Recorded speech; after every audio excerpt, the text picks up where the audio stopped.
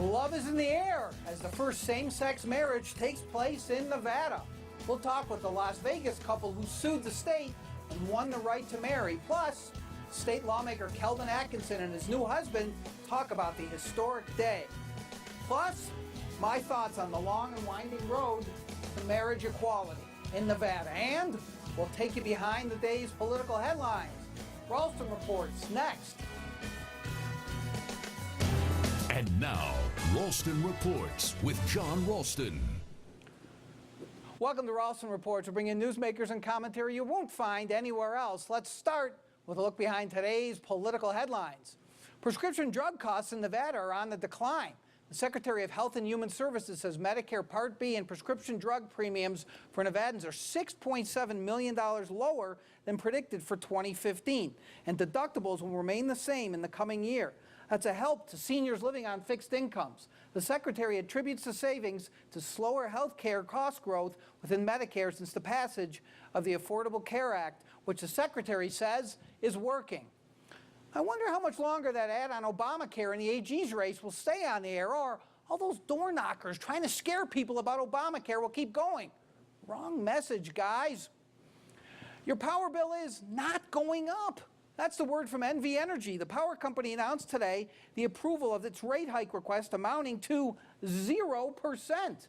Really, 0%.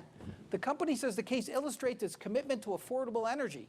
Welcome to the age of Warren Buffett. Now, you don't hear this too often, so I'm not surprised the utility is crowing about it. We hope to have the new president of NV Energy, Paul Caudill, on Ralston Reports later this month. Secretary of State Ross Miller, who is running for Attorney General, is once again taking heat for accepting gifts while in office. Here's the latest from the Republican Attorneys General Association.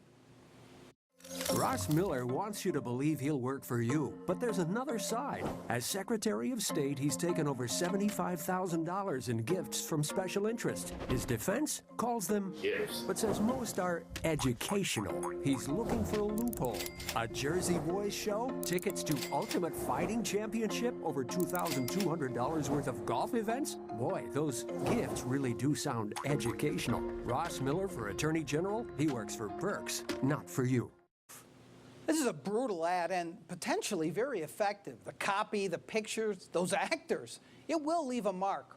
We'll take a look at this ad Friday in a special Ralston Reports devoted to picking apart campaign commercials. It's been a few days of ups and downs for same-sex couples anxious to get married here in Nevada, but finally, a little more than an hour and a half ago, clerks in Nevada counties began issuing marriage licenses. Earlier this morning, the U.S. Supreme Court announced that Justice Kennedy mistakenly issued a stay yesterday for Nevada after Idaho officials filed for an appeal. Couples have been doing for... And now, a few words about that legalization of same-sex marriage in Nevada. If you told me when I started covering politics almost 30 years ago that same-sex marriage would come to Nevada, I would have asked what you were smoking. I remember covering my first major race. It was the U.S. Senate contest between Harry Reid and Jim Santini, and all I heard about was the Mormon vote. Who would win the Mormon vote? That would determine the winner of that race. Local candidates, regardless of party, genuflected to social conservatives here. Behind the neon, behind the Sin City masks, Nevada was a very prudish place. In the place where divorces were supposed to be quick, social evolution was glacier-like. And then in 2000 and 2002, by overwhelming margins, Nevadans banned same-sex marriage here. This was a place where sin thrived, and yet it was considered sinful for homosexuals and transgenders to be married. If I had a dime for every politician over the years who told me marriage is between a man and a woman, I'd own Sheldon Adelson. That's why 12 years later, this dramatic change is so striking. And for those of us who hoped this day would come, so satisfying. It's as if the ground shifted slowly but surely, a temblor that brought many politicians to see the light, or evolve, or read the polls. Who cares why? And that man I covered in that first race, Harry Reid, now the Senate Majority Leader, is the first among them, a Mormon who supports marriage equality. Swept up in the tide of history or making sure he's not swept away by it, Reid and many others have seen the future. And for all of those who let their religion interfere with what should have happened long ago in the public square, I have a simple message. Thank God. When we come back, we'll talk with the first same-sex couple in Clark County to receive the marriage license later on with Nevada State Senator Kelvin Atkinson and his new husband, Woody Howard. But first, we want to hear from you. Head over to our Facebook page and answer our question of the day for this Thursday. Or you can tweet your answer using the hashtag Ralston Reports. Here it is. How much weight will you give in November to a candidate's position on same-sex marriage? Let us know what you think. We'll be back with a couple of new couples. Stick around.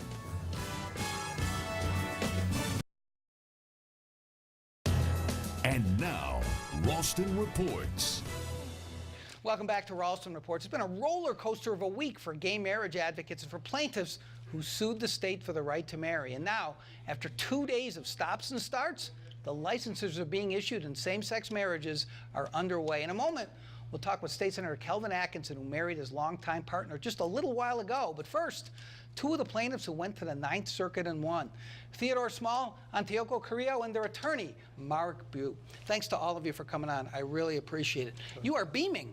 Thank you. Of course I am. You are? This is fantastic. Is it? The best news ever, yes. How long have you waited to see this? Well, you know, ever since I could remember I could fantasize about getting married to the person that I loved. And did you ever think about leaving Nevada because it was banned here? I thought about it, you know, years ago, but I also thought that maybe that was not going to help anyone, you know, because the idea was for us to look at it at a place where we live, we pay taxes, we're responsible citizens, and just to have access to every other jurisdiction that everybody has. And so we decided to do it here. How long have you guys been in the state? I've been here for 27 years. I've been over here over 20.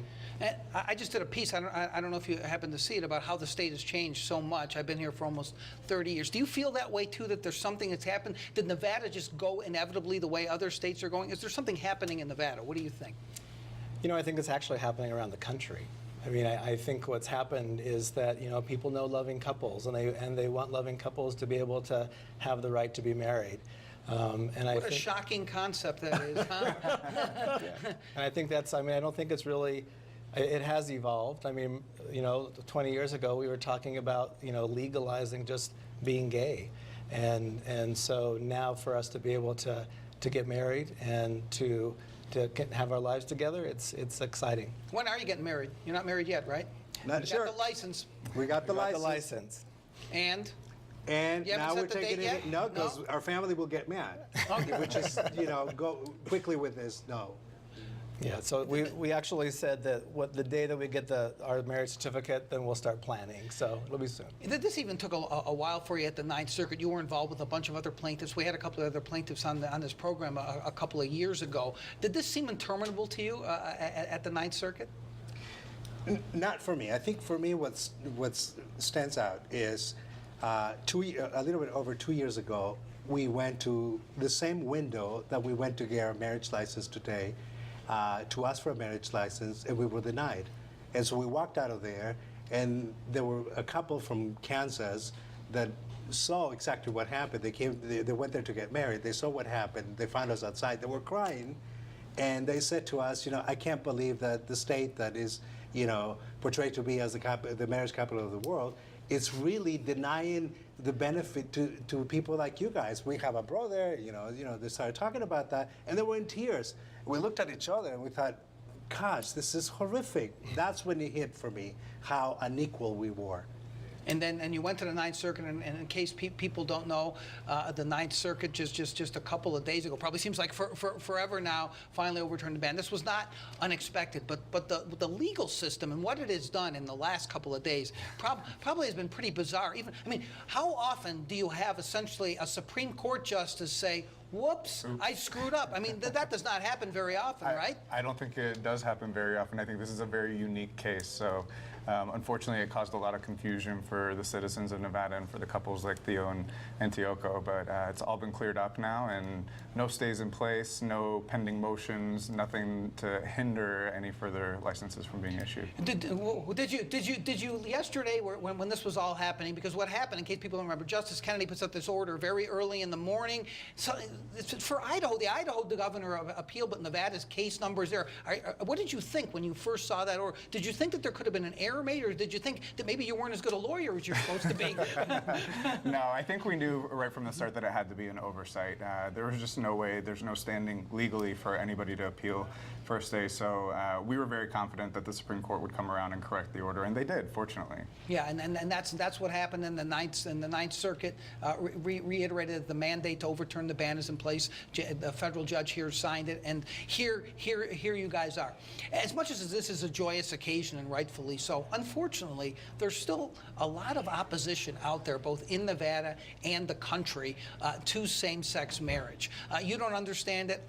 I don't understand it, but it's still there. Do you think that this tide, as I've talked about, the tide of history turning in other states and here, is that going to soften the opposition, or are you just going to always have essentially zealots who are always going to oppose what you guys did today? What do you think? You know, I think the Ninth District said that just when same-sex couples are married, just as when opposite-sex couples are married, they serve as models of loving, committed couples for all. And I think that, you know, when people, and I know, you know, for a decade, you know, starting with Massachusetts, when people see loving, committed couples who are committed to their community, they're committed to each other, I think that's going to change people. And I think that, you know, we'll be looking back at this and talking about it in 10 years and kind of laughing about it, that was the reality. And I think it will change. Are you seriously trying to make the case, gentlemen, that homosexual couples can be loving and have relationships that are just as fulfilling as heterosexual couples are? Are you trying to make that case here, sir? Well, actually, but I think that unfortunately, you know, we're still going to see opposition at other places. And part of the reason that I sense is that we're looking for civil rights and they're looking for religious ideas as to how they need to justify, you know, us coming into the major arena to play, you know, like the rest of the people. And I think that's not going to change that easily. But, you know, again, we're not looking for that part. We're looking for basic human rights. And yes, we're very loving. Basic human rights, what a shocking concept. We have less than a minute. I have to ask you another aspect of this case legally. I'm wondering if it surprised you, excuse me, because it shocked me. Judge Jones, who was responsible for helping to uphold the ban and made some statements that I thought were a little bit bizarre a couple of years ago, yesterday recused himself from signing what should have been a ministerial order to enforce the ban mandate. Did that surprise you? And what is that? Is that kind of behavior sanctioned by the Judicial Code of Ethics? I don't think that there's anything necessarily wrong with what he did. I mean, obviously he didn't want his name associated with the ultimate order that would That's his job. Put in the effect. That's his job. That is his job. You're supposed to recuse if you have a conflict of interest, right? I agree. Am I wrong? Am I wrong about that? I wouldn't have recused myself if I was him. I personally don't think it was, you know, the best decision, but he's entitled to recuse himself under the laws, and, you know, Judge Mahan fortunately stepped in and signed when he needed to. Thank God he did. Yes, he did. We did call Judge Jones to try to get a comment from him. We were not successful. Gentlemen, congratulations. I know this is so fresh for you. I really appreciate your willingness to come on the program and celebrate right here, and thanks to you for coming on too. Good luck to both of you. Thank you. you. Luck. All right. When we come back, we'll talk to another happy couple. State Senator Kelvin Atkinson and his longtime partner will be here. Stick around. Here's today's Ralston Reports question of the day. Let us know what you think by joining the conversation on our Facebook page. Welcome back to Ralston Reports. It's a joyous day for advocates of same-sex marriage. What a difference a day makes. Yesterday, State Senator Kelvin Atkinson and his fiancée, Sherwood Howard, were all dressed up with no place to go when legal maneuvers put a hold on same-sex marriage. But today, the two made it official just a short time ago. And where's the natural place to go on a honeymoon? The set of Ralston Report. Gentlemen, welcome to the program and congratulations. Hey, thank you. Thanks for having us. Thank you. Senator, describe to me your feelings during this roller coaster of the last 48 hours. Was there any time during that time when you said, what the heck is going on? This is never going to happen? Well, you know, I never thought it never was going to happen, but it, you know, at one point it did become frustrating, but we tried to keep our, you know, eye on the prize. We were around a lot of loving couples, and so we just tried to make sure we stayed focused on that. You know, we actually have video of you getting married. You know, Reed Cowan was a professional stalker today, and he captured it. So let's take a look. Yeah, I think we have some of that right here. Let's see it. Well, that's you getting the license there. That's getting the license. I thought we had the marriage, but maybe not.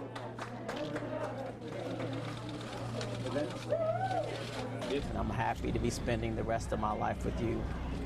And I love you. It is truly my honor to pronounce your husband. Congratulations, you may kiss him.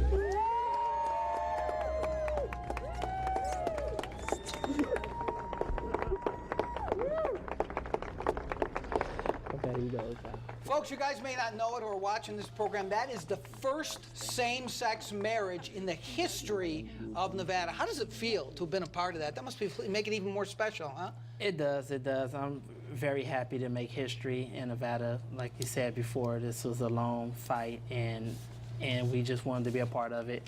Just the whole history of the same-sex marriage. Have you two talked about getting married for a long time? Is it something that just came in, that you just decided to do after this was coming down? How long have you been talking about getting married? I mean, we've been talking about it for a while, since the beginning of SJR 13, and then it was just, in our mind was like it was going to be 2016, 2017, then all of a sudden it's been bumped to the end of 2014. So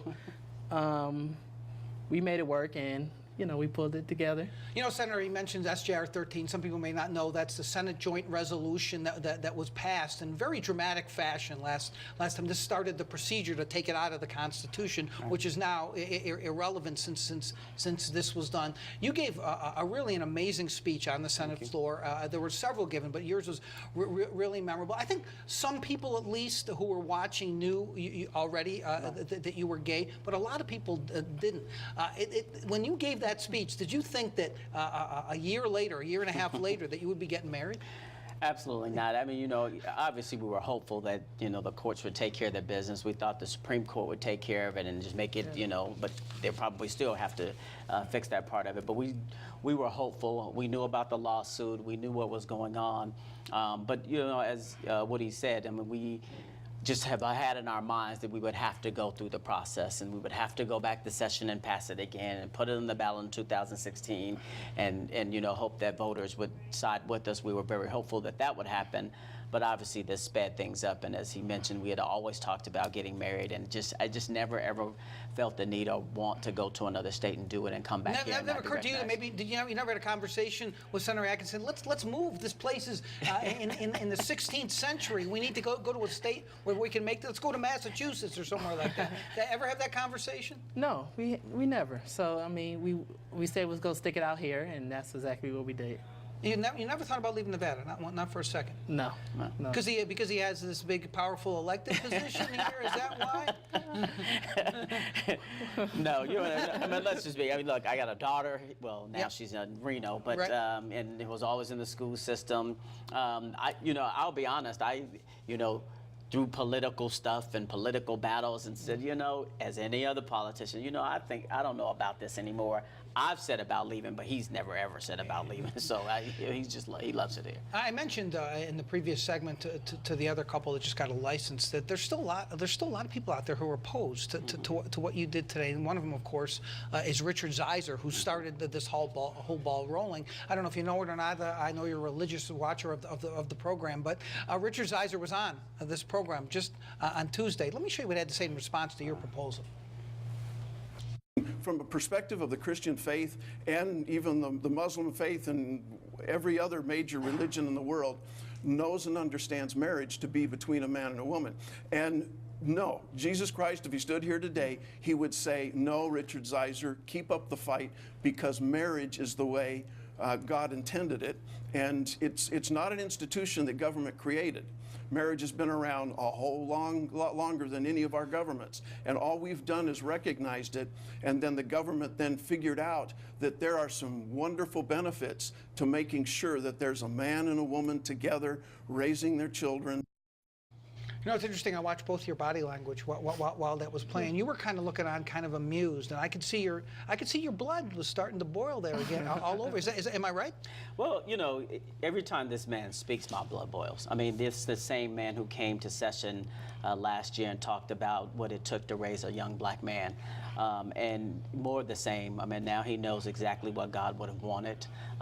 Some of us have a different belief and believe that we are who we are. We were born this way, and we are accepted by the man above. And so, you know, we'll let him have that. We'll, you know, those are sorrow. Those are defeated words. But we do need to look at something else, John, and we need to look at the people in this state who have been fighting for this issue for a very long time, the people who support folks, like myself, who have also been a part of this big journey, and folks who are looking to lead in this state. I have to do a little political move because that's who I am. You got 30 seconds. Like Becky Harris, for instance, who's also was a part of this whole thing. You're going to bring this into. This is a joyous, wonderful occasion. It You is, just got but married, folks need and you're to understand. going to do campaigning for Justin Jones. You're not seriously People gonna do need this. to understand these issues. Does he ever shut it down? Does he ever shut it? Can you ever get him just to relax and not talk about politics? Go Justin. You're just as bad. Gentlemen, I couldn't be happier for you. Congratulations on your marriage. Thanks for coming here. I know it's been a hectic few days for you. It has been. Congratulations to you. Great Thanks conclusion. For coming. Thank you. And when we come back, we're going to get your take on whether you think what Kelvin Atkinson was just talking about should be an issue in the election. Stick around. Welcome back. Right now, let's take a look at some of your responses to our question of the day for this Thursday. Here it is. How much weight will you give in November to a candidate's position on same-sex marriage?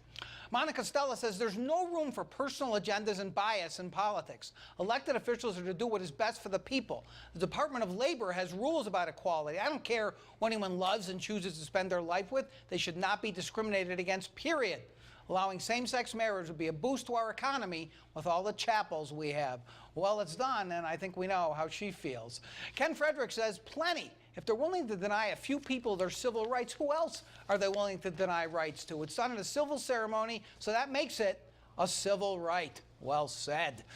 Kirsten Warren says, I think the candidate's position on this particular issue is very telling. I don't want someone in office who puts their own personal religious beliefs ahead of his or her constituents' civil rights or makes other decisions based on his or her said religious beliefs. So yes, the stances they have carry a lot of weight if they want my vote. Boy, do we have smart viewers.